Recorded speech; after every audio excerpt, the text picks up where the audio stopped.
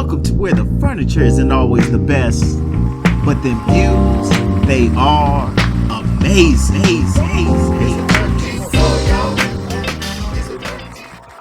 No, mom, I got that text. I started laughing. Mom's was heated. Hey, what happened to the rest of it? Y'all missing the part. It got cut off.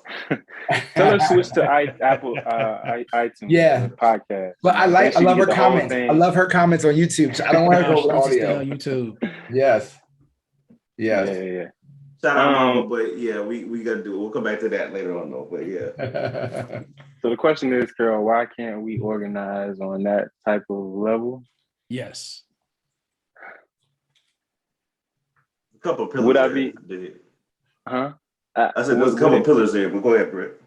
Do you think, I guess would I be wrong if I said that there's a certain element of ego that kind of persists? And I say that because I've been doing over the last several years a lot of relearning my own African-American history and heritage. And I think that even from Marcus Garvey on, like there has been a coalition of efforts. We all are privy to most of them, at least some of the ones they teach you in public school, right? And a lot of these leaders all want to get to the same place. Everybody just got a different way of getting there. And unfortunately, a lot of them feel like their way is the only way or the right way.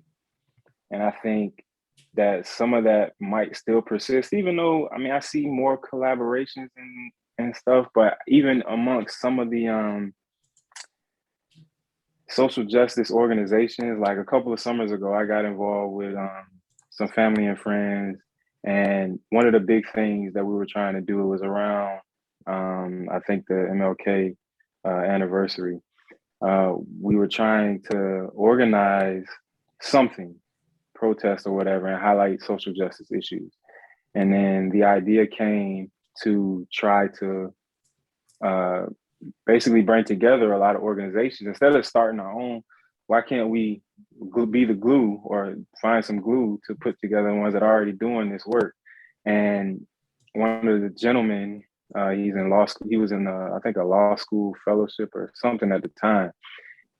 His experience, and he was working with NAACP, and he was saying that a lot of times there is infighting, for lack of a better word, between these organizations as to how they go about doing the business of whatever it is they're trying to accomplish. And I think that might get in the way of it a lot, because we have all of the civic organizations that I feel like we need from each avenue: the NAACP, the Urban League, you got Black Lives Matter, ACLU, SCLC. Like, there's enough acronyms and organizations out there for us to be able to push forward. And then you got grassroots organizations across the country. I just feel like, I think that the leaders, even our NPAC organization, the presidents, like, I feel like there's, for whatever reason, an inability for people in positions of power sometimes to let go of the ego and what they want to see happen for the greater good.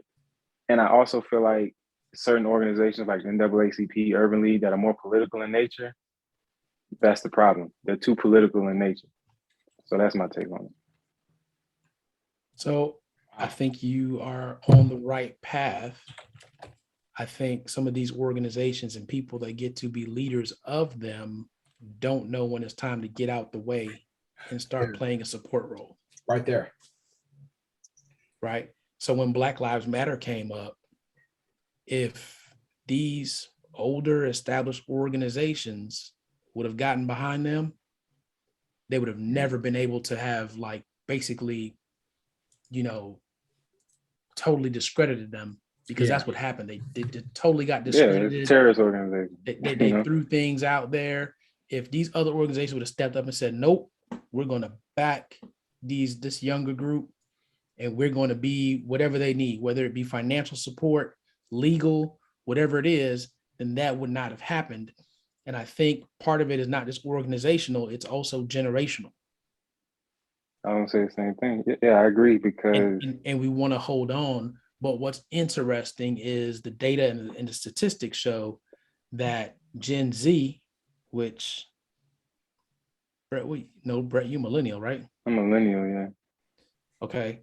Gen Z is a lot more like the baby boomer generation, right? And for all intents and purposes, the baby boomer generation stood up for a lot of social stuff and organized, but they were big enough that they didn't need anybody else. Okay. Gen Z now is a totally different situation, and it's going to come down to our Gen X and our millennials going to be willing to partner with them. And if that can happen, some things are going to change. Some things are going to happen. And I think that's the key. Where does Gen Z kind of fall in? Gen Z, like they're just starting to enter the workforce, and they're becoming a larger part very quickly of the workforce. I can't remember the exact years. I'll find it. So where are you guys lay at? Because I'm in the millennial, so that make y'all Generation X. Gen Z is 97 to 2012. Millennials are 81 to 96. 19, let me make sure I put that in there. 1981 to 1996. And Gen X is 1965 through 80. Okay. So that's where it's at between, I think, the generational support and you're right, ego. Man, I don't have time to go mess around with these young kids, blah, blah, blah, blah. Right. Or they don't know nothing and they don't understand what's going on. They actually have more power. They have more power in their fingers than they do with any of these people going out there and speaking in front of a small crowd. They can hit the whole US in like 1 second. Oh, and here's the thing that they have. Well, I mean, a lot of us have. I would say from Gen X down, for the most part, the ability for us to organize through social media and internet, it's so much more powerful than what the generations before us could do. And that's the common thread right there. Like, yeah, you get that going, you almost talking about a global effort that could happen. But so we got to be willing to follow. Yeah, and I think I guess a minor in that is that the older generation is a lot more wait and patient and we'll get there, versus the younger generation, no, we need it now. Like, we got to go get it now. Yeah. Like, we need results now. And there is a very, very powerful space in between the two of those that I think is hard to conquer. I mean, look at what we have in politics and the damn Democratic Party. Oh my God, where waste. Waste. So I think that because of that, it stymies progress as well. But it's here's the issue, right? So we talk about generations, we talk about these older organizations.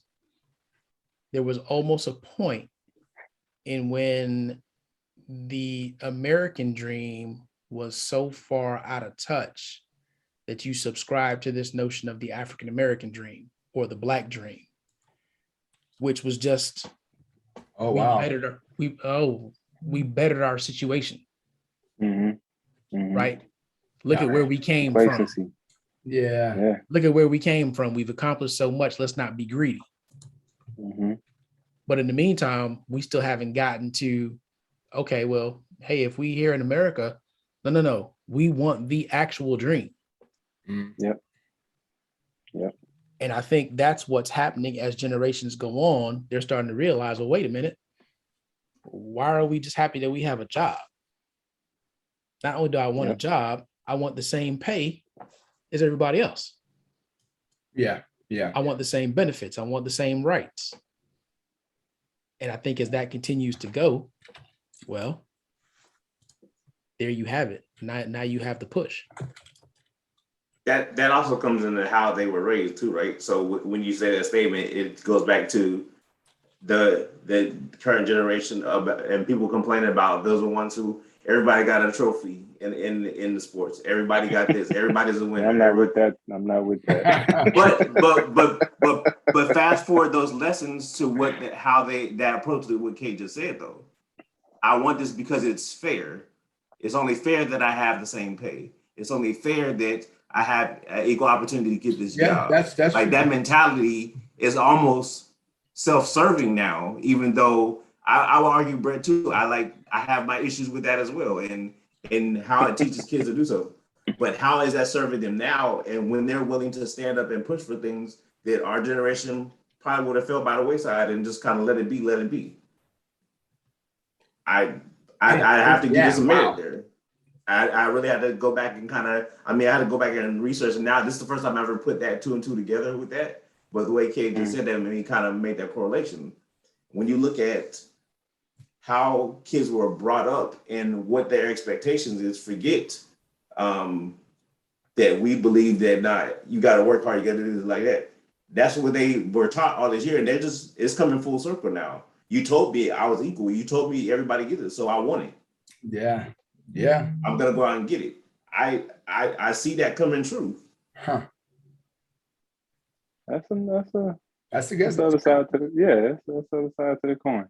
So I always tell Nambi, no, you're just as good as anyone else. You do what you gotta do. I literally say those same exact words to him. So he's gonna expect that when he gets there, that he puts in the work and does what he needs to do, gets the results he needs to get, that he's going to expect the same results as his friend Reno next to him, doing less.